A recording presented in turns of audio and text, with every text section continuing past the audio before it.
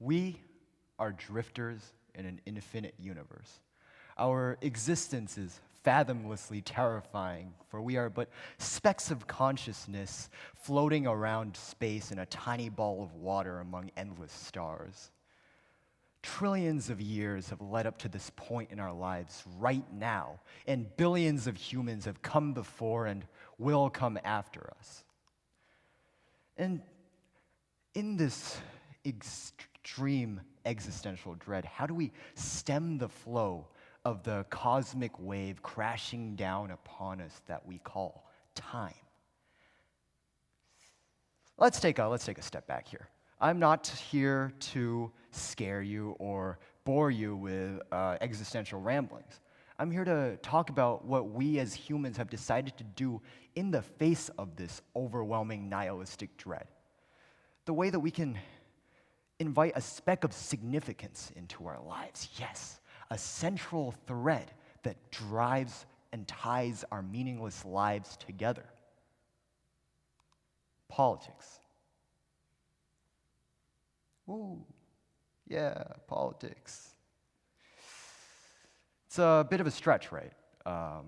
This is what's supposed to give meaning to our lives. It's the same politics that we see on the news every day that seems to be going completely nowhere, that's dominated by screaming people, calling each other names, and the politics that caused thousands to march through our streets and thousands more to storm our capital.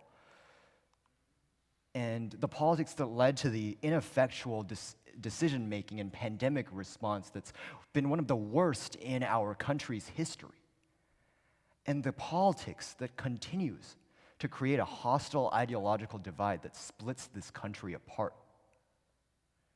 So, frankly, it's a garbage fire, right? How can this absolute garbage fire of politics possibly give any meaning to our lives?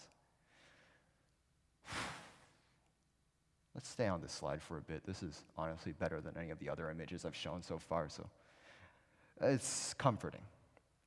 Anyways, how does garbage fire bring us, how does politics bring us closer to our search for meaning? Well, it starts when we think about it on an individual level. In this interconnected information age, the best way for our voices to be heard through the cacophony of white noise is through politics, through participating in politics to make our voices be heard, to make a change in our communities. We feel a personal connection with our future. Because in search of meaning, we desire to be a part of something bigger than ourselves, our short, insignificant, tiny lives. We desire a legacy, a simple instinct born from the instant human beings went from being naked monkeys to something more, the ability to dream of the future, to dream of something greater than the immediate lifetime that we're living in right now, to plant the tree for our descendants, or rather, if we're talking about naked monkeys still, it's probably like drawing a painting on a cave wall for our descendants to stare at. Still, legacy. And in modern times, we shape our legacy through the feeling of making a change. So we have more power than really to make this change. And because it's really not just a feeling that we're making change, right? We're actually making change. We can influence the government as individuals, and that's an incredible thing. Even if it's just thinking, talking about politics, we are making our voices heard. We are sowing the seeds of change as laborers that toil on this field of governmental improvement, that the seeds of societal evolution are planted on, that will eventually grow to giant trees that bring our society to greater heights. Pardon that bizarre analogy. My point is, an individual influence on politics is a great thing, and we really, as individuals, can really just participate in politics and that's great.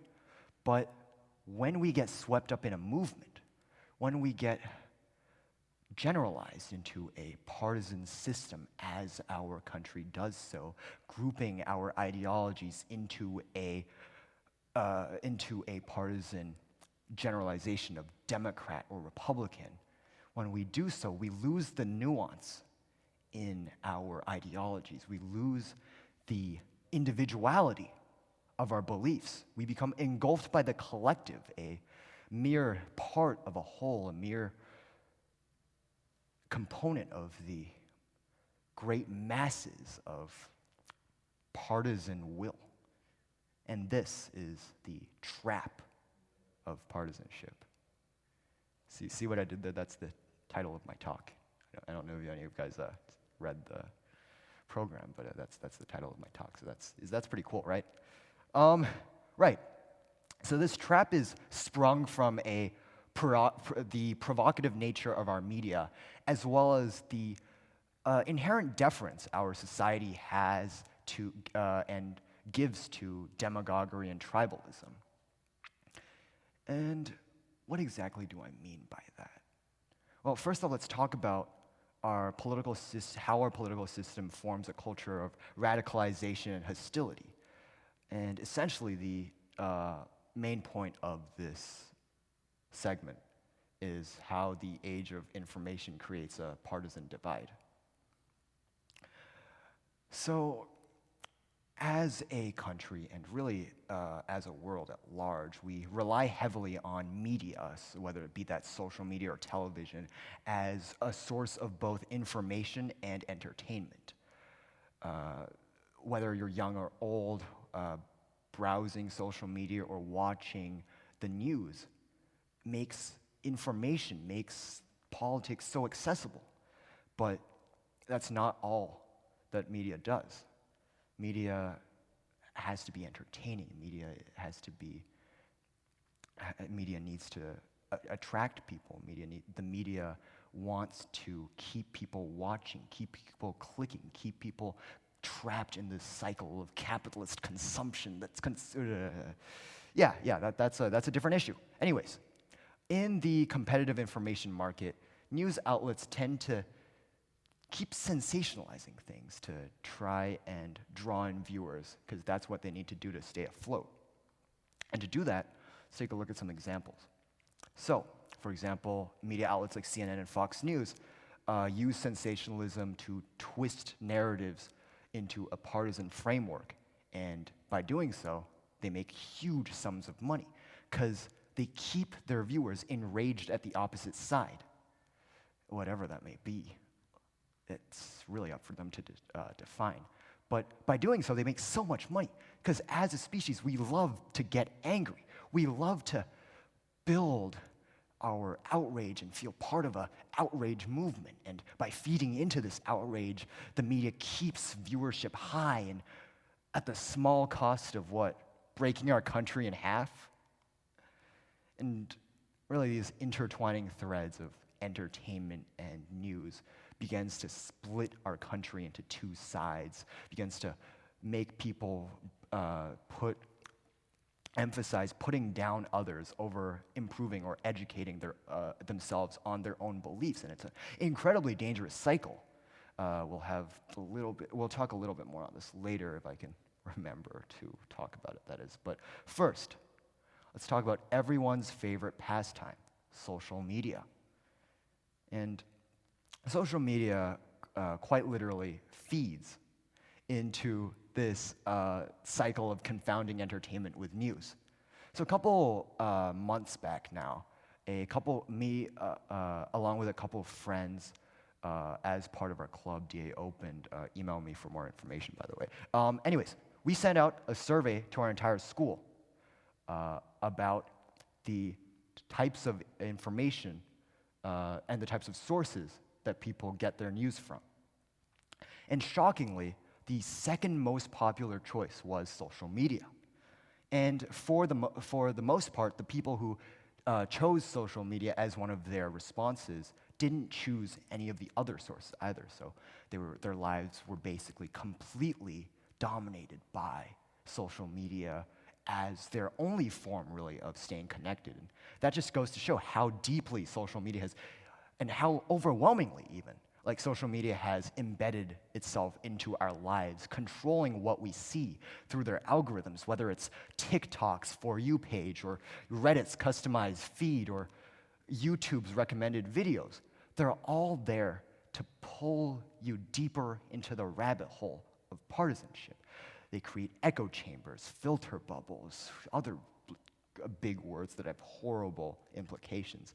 They repeat your opinions back at you and pull you further away from the center, pull you further away from effective discourse. And effectively, rather than feeding us new information, rather than allowing us to think about things, social media and these echo chambers become a mirror, passively reflecting everything that we think, everything that we believe back at us, where there's no room for critical thought. But it's so appealing because who doesn't like looking at their own reflection? Who isn't drawn to their mirror? And to continue to feed into this cycle of entertainment, media trivializes politics. On social media, our generation understands politics not through substance, but through memes. Look, I'm sure we've all seen this viral clip where a incredibly exasperated Joe Biden tells Donald Trump, just, "Will you shut up, man?" And while it's funny and, it says a lot about the character, or rather lack thereof, of the two participants of this 2020 debate, it's a demonstration of the incredibly sad state of our political system, and the fact that this is the most memorable part of the debates, and actually led to a huge spike in polling numbers for Biden, just shows how politicians actually succeed in today's political climate. And here's a spoiler: it's not through actually talking about politics. Because in our information age, the ability to mass share news and images and information makes it so that the old canvassing systems designed by our founding fathers simply don't work anymore. And I don't use this word lightly, but I might sound like a boomer when I say this, but in the old days, at least people tried to discuss positions without having media dominate their policy, right? Politicians could lay out clear policy differences and treat their opponents in a respectful manner. Emphasis on the tried, though. They tried to discuss their positions, but we don't know how that played out. But anyways, nowadays, media has influenced politics to the point where, rather than, God forbid, actually discussing policy, everything a politician does is just in the pursuit of making themselves more marketable, more able to go viral. And everything that they do during a debate is just angling for one-liners that they hope will get airplay in the next news cycle. It's all so shallow. And the cost of this is super clear. It trivializes all of their stances into the most simple terms, and it sacrifices a chance to improve our collective understandings of their policies sacrifices that opportunity in favor of shallow attacks on the character of their opponents, or for memeable quotes like this one that we saw last September. And anyways, as we'll now explore, this kind of trivialization leads to all kinds of suffering. But before that, let's just take a quick refresher on social media, echo chambers, and how it all leads to tribalism. More specifically, why do people get drawn to these generalized groups, and why is the mirror so appealing? Well, the human condition fundamentally desires confirmation.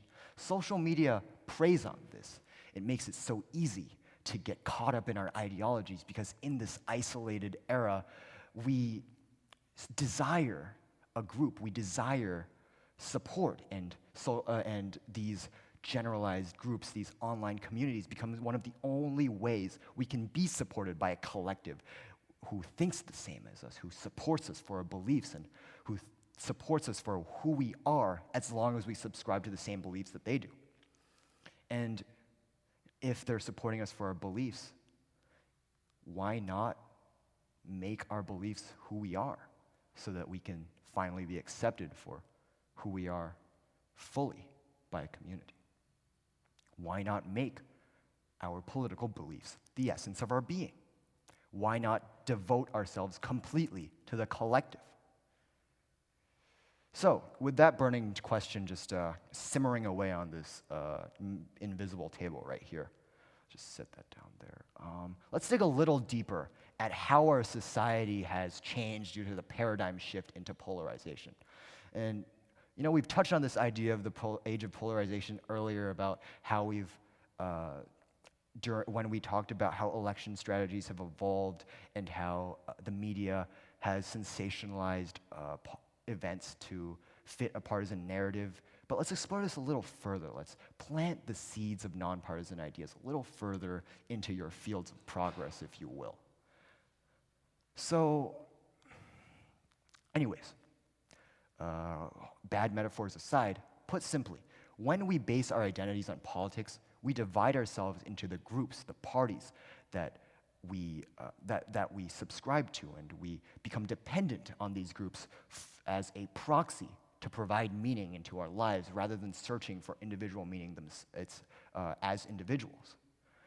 And as these groups form, echo chambers form. More and more people associate their identity with their belief, and naturally, people are psychologically drawn towards the extremist ends of their groups, the extremist ends of the spectrum. Once we latch onto a group, we begin to accept everything that we believe the party accepts, even if we don't individually agree with those things. And this allows the vocal radical minority in the group to shift the entire party further from center, because believing that they represent the entire party, even the most moderate members of the group begin to swing towards extremism. And this kind of radicalization shift is extremely dangerous, especially in our American system, because effectively, when we take a two-party system and combine it with a hyper-modernized political culture of extremism, we get a country where people with opposing beliefs simply seek to destroy one another. Basically, a garbage fire. So we're back at the garbage fire, and if trivialization, radicalization, stereotyping, these are the causes of this garbage fire of partisan strife, then is there a solution to this? Is there a way to put out the garbage fire? Well, if you've seen the title of my talk, you'd probably guessed it's Discourse. Having conversations while putting our prejudice aside, respecting each other's differences, coming to conclusions together, and having a great time, all in all, right? But it's not that simple. What is discourse fundamentally? Is it an argument to talk and explain our opinions? It's not that simple either. The role of an argument has shifted in our society in modern times, because rather than have an argument to get to the center of a problem or to reach a conclusion, our society has framed arguments as markers of superiority and intelligence. Arguments are now battles to be won rather than struggles to be shared. So how do we change our mindset, and how do we change our understanding of the role of an argument? It's going to be difficult. The ugly beast of modern technology will rear its head once again and cause us many, many problems. Because in modern times, especially in this pandemic or post-pandemic era, the internet is where we discuss politics primarily, right? But when our opponent, when our fellow human that we're discussing politics with is behind a screen and is just represented as letters or numbers on a screen, it's so easy to treat them poorly. That is, technology dehumanizes people. Social media condenses people's identities into their most controversial and argument-inciting traits. And it doesn't help when we already do so offline, when we form our identities around our ideologies. And it also doesn't help that online we're anonymous, so we don't have to take responsibility for anything that we say. And so we add these all together, we put this anonymity and this conformity with a collective and this partisanship in a pot. And what we get is a system where one bad apple can easily ruin the bunch, or more specifically, one uncivil radical contributor to a conversation can easily devolve it into a screaming match. And more importantly, when we have political arguments both offline and online, we stop thinking as on a human level. We start arguing as a group.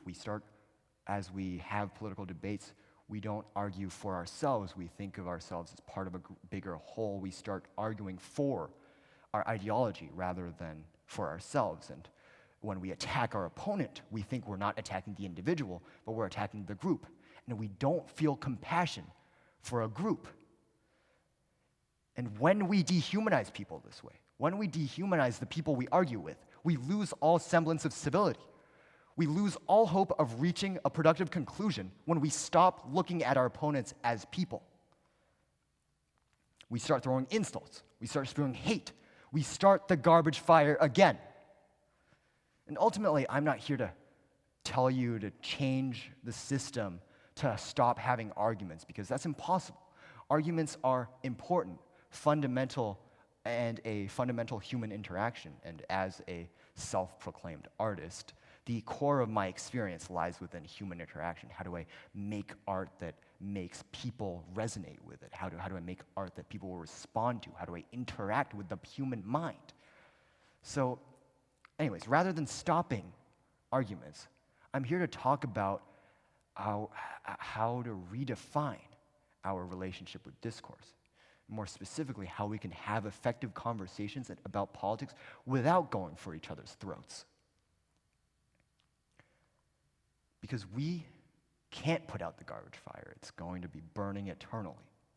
But we can reshape it. So bear with me here as we return to the mirror metaphor. Echo chambers, generalized groups, it's all a mirror, right? It's all a mirror that reflects our worldviews, and people are drawn to it because they love looking into mirrors. The longer we look into the mirror, the more complacent we become with our ideologies, the more divided we are as a nation. The solution, then, isn't breaking the mirror. No, that wouldn't work at all. What does breaking a mirror achieve? It just makes people be able to hurt themselves in even more ways, because the edges, the shards of a mirror are still sharp. Right? We can't solve the problem of partisanship. We can't solve the problem of modern, ineffective discourse by breaking the system. We can't break the mirror. We have to look through the mirror in a different way. We need to be able to laugh at ourselves. And that's why, I've been framing this as, humans are inherently arrogant. We make ideology part of ourselves. We take ourselves too seriously. And when we defend our ideology, we treat that as defending part of ourselves. So we have these huge arguments. We start to risk everything to defend our ideologies because we see that as part of ourselves, and everybody wants to defend themselves. But what if we could detach ourselves from our ideologies? What if we could just view the ideologies as they are, just a floating ball of matter, ideas, abstract ideas that we reach out of occasionally to guide our search for meaning in life, but not something that's part of us, not something that represents us. This talk is really, I don't even want to call it tongue-in-cheek. This talk is, just straight up, bad for a reason, right? It's not just because I think I'm funny or charismatic or engaging when I talk like this, right? Although I definitely am. It's to set the mood. Because you don't need to take me seriously, because I'm not even taking myself seriously. I'm not even being arrogant, right? I don't need to. Because the reason for these terrible metaphors that I've been making, or these horrible, jokes that I've cracked, is because this kind of humor, this kind of satire, this kind of intellectual humility is the fundamental tenet of effective discourse. Humility allows us to make fun of ourselves. And if we can make fun of ourselves, we can make fun of our beliefs. If we can make fun of our beliefs, we can take a step back from them. And if we can take a step back from our beliefs, we can finally have effective conversations. We can finally be open to changing our opinions, to share our beliefs, to find the truth together. We are drifters in an infinite universe. The universe is terrifying and difficult. Navigating politics is hard, and our culture, our society muddles it even more. And yet, we can find it within ourselves to laugh despite the universe, to conquer our fear of infinity. What's a little garbage fire going to do to us? Thank you.